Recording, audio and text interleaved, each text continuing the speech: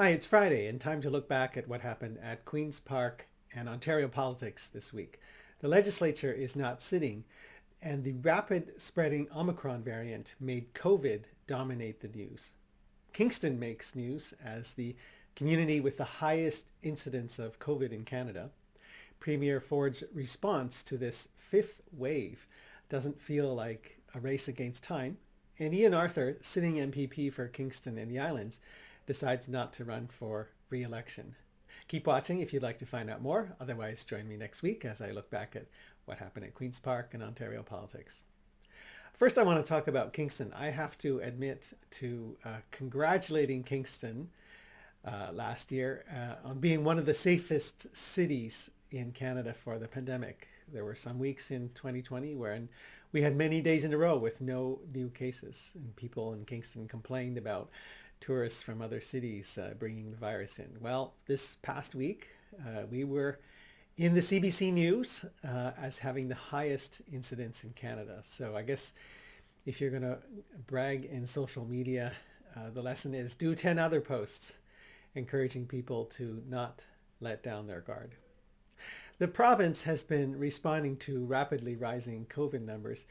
Since Monday, when 1,400 new cases were reported, about 30% more cases were reported each day until on Thursday we had about 3,100 new cases. This has been dominating the news and even postponing the Affordable Housing Summit that the provincial government planned. It was scheduled for Thursday and it's been postponed until the new year. House prices increased to 23.5% in Ontario. That statistic was released this week, and Kingston was no exception. It's really important to talk about affordable housing and to get the different levels of government, different actors together to do something. And unfortunately, the Omicron variant has postponed Ontario's scheduled Affordable Housing Summit. The province announced new limits on gathering late Friday afternoon this week, but the limits are still not as tight as they already are in Kingston. For example, indoor gatherings were limited to 10 or less people, but they're already limited to 5 or less people here in Kingston. On Thursday, the province announced that a free rapid antigen tests would be distributed at LCBO locations, including one in Kingston. But a lot of people lined up for nothing here in Kingston. No tests were available, as noted by CKWS News. You would think that they would prioritize a hotspot like Kingston, but unfortunately that didn't happen. I will say, however, that rapid tests were distributed to schools this week. My daughter brought some home on Monday. And the province also announced that every adult would be eligible for a booster shot on Monday, and that the wait time would be reduced from 6 months to 3 months. Social media was abuzz with the fact that these measures were included in a poll conducted by the PC party's internal pollster. And I would be worried that checking polls is delaying action.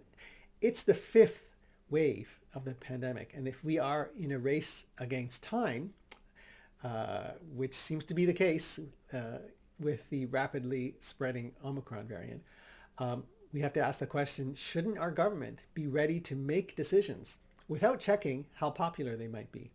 The poll by the internal pollster for the PC party also asked if schools should be shut down in January.